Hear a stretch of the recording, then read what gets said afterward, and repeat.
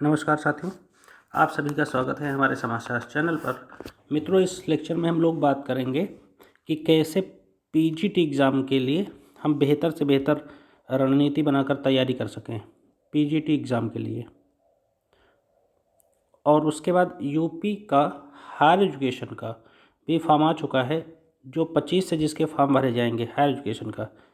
लेकिन उसमें जो पुराना सिलेबस दिया हुआ है, मेरे ख्याल से वो नया रिवाइज सिलेबस वो लोग भी लेकर आएंगे, रिवाइज सिलेबस लेकर आएंगे। तो इसलिए वहाँ भी काफ़ी ध्यान देने की आवश्यकता होगी। तब मैं उसके लिए अलग से एक वीडियो बना दूंगा। मित्रों, लेक्चर स्टार्ट करते हैं। तो हम लोग इसमें जैसा कि जानते हैं कि जो अब 2 चरणों में इम्तहान होगा, और जो प्रारंभिक स्तर पर जो एग्ज़ाम होगा उसमें 120 प्रश्न पूछे जाने हैं। 120 प्रश्नों में 80 प्रश्न होंगे समाजशास्त्र के, 40 प्रश्न होंगे जीएस में। ये और उसके लिए भी एक सिलेबस मोटा मोटी दे दिया गया है, और या उसी में यानी कि वही सामान्य भूगोल, विज्ञान, इतिहास, यही सब कुछ पूछा जाना है, करंट अफेयर्स। उसका मैं सिलेबस ग्रुप पर मैंने काफ़ी पहले डाल दिया था, लेकिन मैं एक बार उसमें भी बता दूंगा। तो जैसा कि आप लोग ये बात एकदम समझ लीजिए कि जैसे एकदम बेसिक्स से वहाँ पर जीएस में प्रश्न पूछे जाते हैं। मैं जीएस का भी टीचर हूँ, तो मैं पढ़ाता रहता हूँ, उसके मैं ऑडियो लेक्चर या वीडियोस प्रोवाइड कर सकता हूँ। यहाँ पर जो ये 80 प्रश्न हैं, जब ये मतलब 120 क्वेश्चन की कट ऑफ है। आमतौर पर जब एग्ज़ाम होता था 125 क्वेश्चन का, तो उस 125 क्वेश्चंस में मैक्सिमम कट ऑफ जाने की संभावना रहती है। जैसे 112, 115 की कट ऑफ जाती है। अब आपको ये पता रहे कि इतनी हाई कट ऑफ को कैसे अचीव किया जा सकता है, यानी लगभग 10 क्वेश्चन के आसपास की मार्जिन होती है, तब जाकर इंटरव्यू होता था और उसमें सिलेक्शन की संभावना बन पाती थी। हमें जैसे अब हम सिलेबस पर बात करेंगे और देखेंगे कि कितना ये डिटेल सिलेबस है, बस जो एक लाइन में लिख दिया गया, एक एक लाइन में इसे बताया दिया गया। जैसे लिखा है समाजशास्त्र, अर्थ, प्रकृति, क्षेत्र। अब अर्थ का मतलब है कि यहाँ पर तमाम प्रकार की जो है परिभाषाएं भी पूछेंगे, कि समाज के बारे में जितनी भी परिभाषाएं हैं लगभग उसमें कोई भी परिभाषा आ सकती है, वो पूछ लेते हैं। इसकी प्रकृति कैसी है, ये विज्ञान है कि कला है, उस पर जो समाजशास्त्रियों की परिभाषाएं हैं उनको पूछ लेते हैं।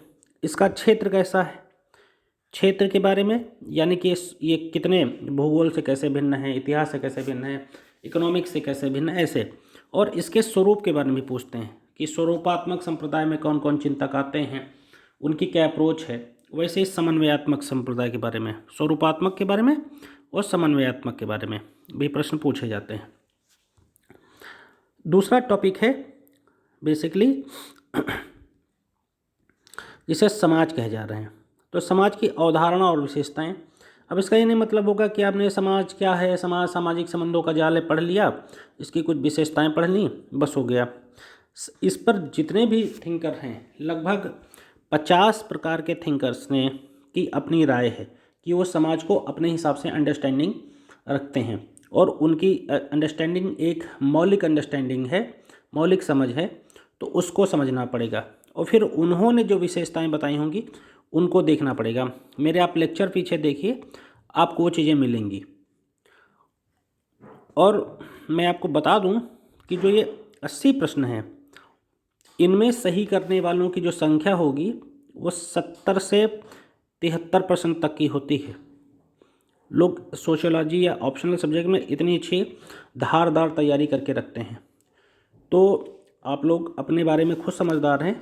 आप लोग ये मान के चलिए कि जो है आप ऐसे लाइटली एग्ज़ाम की तैयारी करें और आपका जो है सिलेक्शन हो जाए, ऐसा पॉसिबल है नहीं। सीट्स कम हैं, और सीट्स ज़्यादा भी होती हैं, तभी इसमें कंपटीशन सदैव ज़्यादा होता है, क्योंकि इसमें post graduate candidate, MPhil, PhD, और आईएएस और पीसीएस तैयारी करने वाले लोग बैठते हैं। ये इतना बड़ा इसका जो है एरिया है, तो इस कंपटीशन अपने आप में ज़्यादा से ज़्यादा होना लाजमी है। और जिनकी जीएस अच्छी होती है वो भी लगभग 70% जीएस सही करते हैं, अच्छी जीएस, जो पीसीएस और आईएएस की तैयारी करने वाले हैं। यानी कि अगर 40 प्रश्न हैं तो 4 सत्ते 28, यानी 28 प्रश्न तक वहाँ सही कर सकते हैं लोग।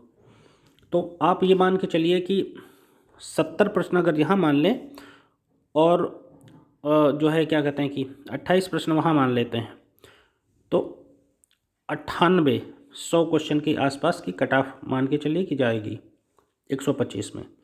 इससे नीचे नहीं होगी। इससे नीचे होने पर अगर क्वालिफाई हो भी गए तो मेंस में आपको जो है तगड़ी जोर लगाने होंगे। बहुत ही इम्पॉर्टेंट है चीज़ें, इसको आपको ध्यान में रखना है। अगली यूनिट पर आते हैं। इसमें कहा गया अन्य समाजशास्त्रीय उदाहरण जैसे संस्था, समुदाय, समिति, संस्थाएं, सामाजिक समूह, प्रस्तुति, भूमिका, संस्कृति, सभ्यता। 1, 2, 3, 4, 5, 6, 7, 8, 9, ये बाकायदा 9 चैप्टर हैं। एक एक लाइन, एक एक शब्द में लिखे गए हैं। संस्था पर विभिन्न समाजशास्त्रियों की अलग अलग राय है, वो आपको समझनी है। समुदाय पर विभिन्न समाजशास्त्रियों की राय है, उसी तरह समिति पर, उसी तरह संस्थाओं पर, उसी तरह सामाजिक समूह पर। तो यहाँ पर 9 यूनिट समझ लो, 9 टॉपिक हैं ये आपके लिए। आपको ये एकदम क्लियर होने चाहिए और कोड्स पता होने चाहिए, डेफिनेशंस पता होनी चाहिए, इनके जो है टाइप्स पता होने चाहिए, इनसे जुड़े समाजशास्त्रियों ने जो बुक्स लिखी हैं वो आपको एकदम रटी होनी चाहिए। आगे बढ़ते हैं खंड 2 में। इसमें आता है सामाजिक प्रक्रिया, सोशल प्रोसेस। सामाजिक प्रक्रिया में सहयोग, प्रतिस्पर्धा, संघर्ष, पर संस्कृति ग्रहण, समाजीकरण, स्तरीकरण, विभेदीकरण, ये चीज़ें हैं। अब आपको ये जानकर जो है अजीब शायद लगे कि जो सोशल स्ट्रेटिफिकेशन है अपने आप में कम से कम ये 30 पेज का मैटर है, 30 पेज का आपको पढ़ना पड़ता है, और ये सबसे बड़ा टॉपिक में से एक है। जैसे सामाजिक परिवर्तन और सामाजिक स्तरीकरण सबसे बड़े टॉपिक हैं। इनमें अलग अलग थिंकर्स की राय है, प्रकार्यवादी चिंतकों की, मार्क्सवादी चिंतकों की, अंतःक्रियावादी चिंतकों की, और उन सब की राय को आपको समझना है। कार्ल मार्क्स हैं तो डेरेनडार्फ हैं, फिर कॉलिंस हैं, फिर रेंडॉल कॉलिंस हैं, कोजर हैं, सिमेल हैं, अल्थ्यूजर हैं, इत्यादि अलग अलग जो है लाइन के अलग अलग थिंकर। उसी तरह प्रकार्यवाद में काम्टे से लेकर पार्सन से लेकर न्यू फंक्शनलिज्म तक लेकर यहाँ न्यू मार्क्सिज्म तक लेकर बहुत डिटेल में जाकर जो है जानना होता है चीज़ों को, और ऐसे हवा में नहीं है। तो यहाँ 1, 2, 3, 4, 5, 6, 7 जहाँ पर ये जो ये हैं कंसेप्ट ये छोटे हैं, इनमें आपको 5-5, 6-6 टाइप के थिंकर्स की राय जानना है, कंसेप्ट को जानना है। यहाँ पर जो ये समाजीकरण है ये बड़ा टॉपिक है, स्तरीकरण सबसे बड़ा टॉपिक है, विभेदीकरण भी समाजीकरण से जुड़ा हुआ है तो ज़्यादा बड़ा नहीं है। आगे आते हैं। ये है प्रारंभिक एवं समकालीन सामाजिक चिंतक। अब प्रारंभिक एवं समकालीन सामाजिक चिंतक का आशय क्या है, यानी कि अरस्तू से लेकर वर्तमान तक जितने भी थिंकर हो सकते हैं, यानी from to earlier to current time.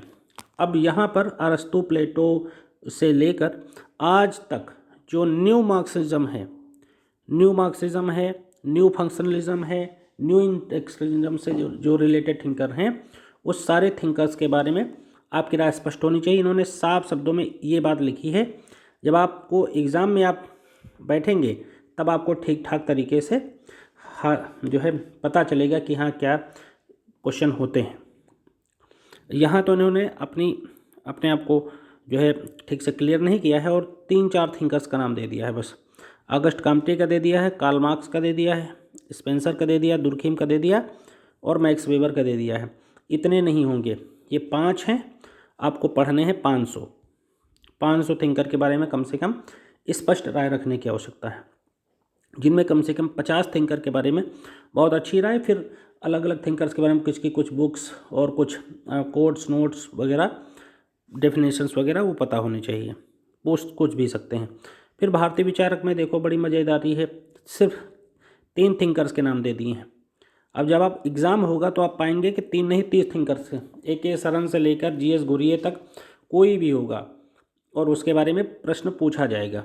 ये लोग वेल डिफाइंड सिलेबस जारी नहीं करते, हालांकि वो जारी कर भी नहीं सकते क्योंकि वो कितने भी पेज का हो सकता है। फिर अगला सम यूनिट जो खंड 4 है, इसमें समकालीन समाजशास्त्री सिद्धांत तो प्रकारवाद, संरचनावाद, मार्क्सवाद, संघर्ष सिद्धांत, विनिमय सिद्धांत, प्रतीकात्मक अंतःक्रियावादी सिद्धांत, प्रघटना शास्त्री सिद्धांत और लोक विधि विज्ञान, गारफिंकल, गॉफमैन, पार्सन्स, संरचनावादी मेलिनोवस्की, ब्राउन, है ना, ये लोग मार्क्सवादी सिद्धांत के जितने थिंकर हैं, मेलिनोवस्की है, विनिमय सिद्धांत में होमन्स वगैरह, प्रतीकात्मक अंतःक्रिया में मीड, ब्लूमर, कूले, है ना, ये सब जो है चिंतक के बारे में, और भी काफ़ी लकमैन, बर्जर, ये सब के बारे में डिटेल जानकारी हासिल करनी होती है।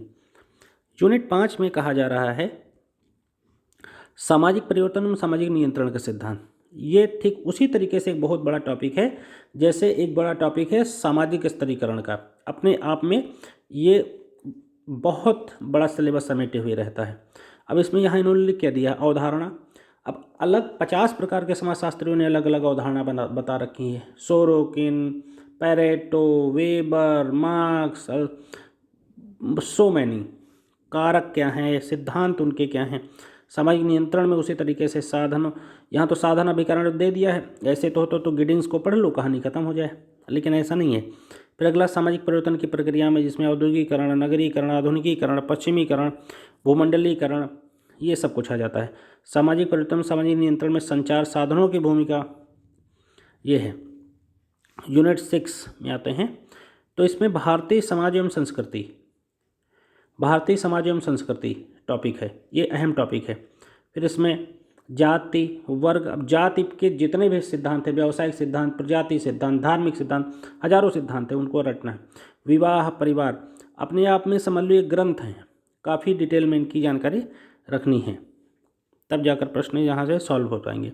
फिर संस्कृतिकरण, धर्मनिरपेक्षीकरण, बृहद परंपरा, लघु परंपरा, सार्वभौमिकीकरण, स्थानीयकरण, ये इतने बड़े नहीं हैं, ये छोटे हैं, ये छोटे छोटे हैं। इनमें बस हर चीज़ के बारे में 5-5, 6-6 थिंकर पता हो। अब भारतीय ग्रामीण संस्थाएं, मतलब कृषक संरचना से लेकर अब्सेंटी लैंडलॉर्ड तक, जजमानी प्रथा और गांव में जितनी भी प्रकार की परंपराएं प्रथाएं होती हैं उनको जानना है। जाति व्यवस्था के बारे में, जजमानी व्यवस्था के बारे में, जाति व्यवस्था में हर प्रकार के सिद्धांत, नातेदारी व्यवस्था के बारे में। और पंचायती राज एक बहुत अच्छा टॉपिक है और बड़ा टॉपिक है, इसको ठीक से तरीके से टैकल करना है। इसके बारे में 73वां संविधान संशोधन पढ़ लीजिए, काम हो जाएगा। अगला समकालीन भारतीय सामाजिक समस्याएं, दहेज प्रथा, यही सब चीज़ें हैं, जिसमें निर्धनता, बेकारी, लिंग असमानता, भ्रष्टाचार, कमजोर वर्गों के विरुद्ध अत्याचार के संवैधानिक प्रावधान क्या है, महिला, अनुसूचित जनजाति, अन्य पिछड़ा वर्ग, अल्पसंख्यकों की समस्याएं से जुड़े जितने भी अनुच्छेद हैं संविधान में हैं, उन सब चीज़ों के बारे में जानना है। निर्धनता से जुड़ी कमेटीज़ जानना है, बेकारी कैसे है उसके बारे में जानना है, सेक्स रेशियो में कैसे इनक्वालिटी उसको जानना है, करप्शन के लिए क्या कानून बनाए गए हैं, लोकपाल तक जानकारी रखनी है। और फिर अगला जो टॉपिक है वो है यूनिट 9 खंड 9, इसमें सामाजिक अनुसंधान की पद्धतियाँ जाननी हैं। इसके अंतर्गत सोशल रिसर्च के बारे में जानना है, उसके विभिन्न चरण कैसे रिसर्च किया जाता है, शोध प्रारूप को जानना है, रिसर्च डिजाइन जिसको कहा जाता है, समंक संकलन, डेटा संकलन की पद्धतियाँ जाननी हैं और इसके टूल टेक्निक्स जानने हैं, केंद्रीय प्रवृत्ति के माप जिसे समांतर माध्य, माध्यिका, बहुलक कहते हो वो जानना है, मानक विचलन और सह संबंध जानना है। तो ये एक आपका डिटेल सिलेबस है। अब आप लोगों को ये ध्यान रखना है कि जब आप पढ़ें तो इसे इतने में समाहित ना करें, इसे एक विश्लेषणात्मकता में देखें और इसके लिए आप एक पेपर ज़रूर देख लें पिछले साल के, तब आप जो है इसमें कुछ बेहतर तरीके से परफॉर्म कर पाएंगे, अदरवाइज़ नहीं। तो मित्रों ये कंप्लीट एनालिसिस है। यदि आपको हमारे पेड ग्रुप से जुड़ना है तो मैं एश्योर कर सकता हूं कि ज़्यादा से ज़्यादा आपको सफलता, ज़्यादा से ज़्यादा क्वेश्चन मिल सकते हैं, आपको सफलता प्राप्त हो सकती है। इस गिवन नंबर पर आप फ़ोन करके आप अपना जो है आप हमारे साथ जुड़ सकते हैं। आप अपनी सफलता सुनिश्चित करने में हम जितना भी पॉसिबल मैक्सिमम संभावना है वो कर सकते हैं। हमारे पास एक अच्छा मैटर अच्छे कंटेंट के साथ है जो आपके लिए काफ़ी लाभदायक होगा और आपको कम मेहनत में ज़्यादा से ज़्यादा मार्क्स दिलाने में सहयोगी होगा। Thank you very much.